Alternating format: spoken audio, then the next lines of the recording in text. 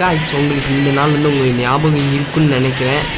அதாவது இந்த நாளில் என்ன நாள் நமக்கு ஃப்ரீ ஃபயர் இந்தியா வந்து லான்ச் பண்ணதான நாள். ஸோ அதாவது அப்போ நமக்கு எப்படி ஃபீல் ஆச்சுன்னா 2 இயர்ஸ் கழிச்சு நம்ம கேம் திருப்பி ஓல்டான ஃபார்ம் வரப்போன்னு சொல்லிட்டு அதாவது ஃப்ரீ ஃபயர் இந்தியாவில் ப்ரீ ரெஜிஸ்டர்ட் ரெக்கார்ட்ஸ் பல ரெக்கார்ட்ஸை பிரேக் பண்ணி September 5 அப்போ நம்ம வந்து வெயிட் பண்ணிகிட்டு இருந்தோம். ஸோ அந்த நாள் வந்து வந்தப்போ September 5 எல்லோரும் வந்துட்டு நைட்டு தூங்காமல் என்னை பைத்தியக்காரத்தனமான இல்லை இந்தூசியாஸ்டிக்காக அதை வெயிட் பண்ணிட்டு இருந்தோம். ஆனால் அந்த கேம் வரவே இல்லை.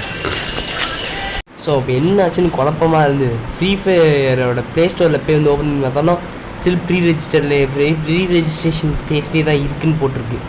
அதுக்கப்புறம் தான் ஈவினிங் வந்து September 5 ஒரு ஈவினிங் 12 o'clock அப்போ என்ன வந்துச்சுன்னா அதாவது இந்த கேம்ஸை ஒரு ஃபியூ வீக்ஸ் போஸ்ட்பான் பண்ணுறோன்னு. ஸோ அந்த மாதங்கள் ஆல்மோஸ்ட் இந்த 1 year ஆகப்போகுது. அதோட ஃபஸ்ட்டு ஆனிவர்சரி வந்து கம்ப்ளீட்டே ஆக போகுது. ஸோ இந்த ஃப்ரீ ஃபயர் இந்தியா எங்கே போச்சு? ஸோ அதை பற்றி புதிராக தான் நம்ம இன்றைக்கி வீடியோவில் வந்துட்டு தெளிவாக ஆன்சர் பண்ண போகிறோம். ஸோ அதுக்கான பதிலாம் நம்ம இன்றைக்கி வந்து அப்படி ஏன் டிலே ஆகுது? அதாவது நம்ம நிறைய பேர் வந்துட்டு நம்மளுக்கு ஃப்ரீ ஃபயர் இந்தியா வந்துட்டு பிடிக்காமல் நிறைய பேர் அன்இன்ஸ்டால் பண்ணி திட்டிகிட்டு இருப்போம். ஆனால் கொஞ்சம் நீங்கள் வந்து யோசிச்சு பாருங்கள், நம்மளுக்கு இந்த கேம் வந்து எவ்வளோ ஹாப்பினஸ் நம்மளுக்கு வந்துருக்கு. அதாவது இந்த ரூம் கார்டுனால் வரதுக்கு வந்துட்டு எவ்வளோ நாள் கில்டு மேட்சஸ்னால் அப்படி போய் ரூம் கார்டுனே எடுத்து இந்த ரூம் கார்டு மேட்சுக்காகவே வந்துட்டு கஷ்டப்பட்டு பல மணி நேரம் விளையாடி ஃப்ரெண்ட்ஸ் கூடலாம் விளையாடி நம்ம என்ஜாய் பண்ணியிருப்போம்.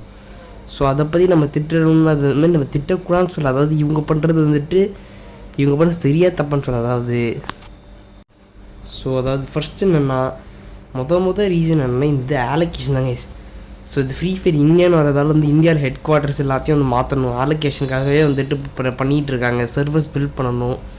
ஸோ அதுக்கே ஆல்மோஸ்ட் வந்துட்டு ஒரு 6 months 8 months ஆயிரும். அதை நான் ஒத்துக்கிறேன். எனக்கு வந்து ஒரு லெவலுக்கு பேசிக் நாலேஜ் இருக்குது. அதை பற்றி பேசிக் நாலேஜ் இருக்குது. ஸோ அதுக்கே ஒரு 6 months ஆயிடும். சர்வர்னு இந்தியாவில் செட்டப் பண்ணால் வந்துட்டு 6 months என்ன சில 1.5 years கூட ஆயிருக்கு. ஸோ அது வந்துட்டு நமக்கு பிரச்சனை இல்லை. ஸோ அதனால் வந்துட்டு அது ஆல்மோஸ்ட் வந்து முடிஞ்சிருச்சு. செகண்ட் என்ன, கேமோட இன்ஜினை மாற்றுறது.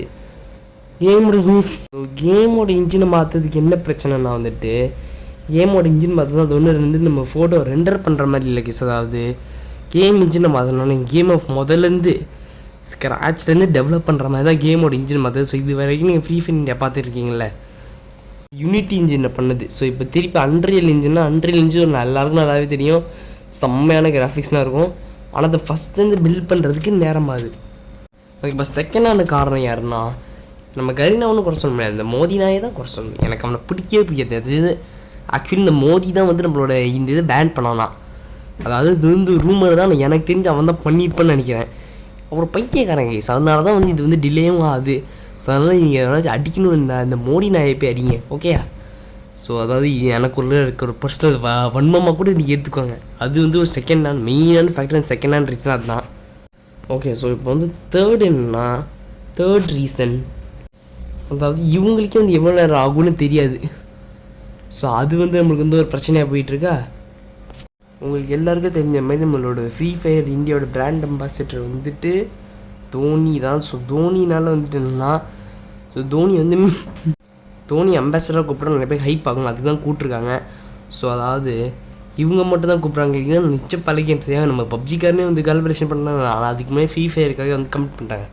ஸோ அதனால் தோனி ஒரு கான்ட்ராக்ட் சைன் பண்ணியிருக்காரு. அதாவது என்னென்னா இந்த இது வந்து ஃப்ரீ ஃபயர் இந்தியாவுக்கு பிராண்ட் அம்பாசிடர் இருக்கப்போ வேறு எந்த கேம்ஸ், அதாவது நான் என்ன சொல்கிறேன், பேட்டில் ராயல் கேம்ஸ் லைக் பப்ஜிக்கெலாம் கலாபரேஷனே பண்ணக்கூடாது.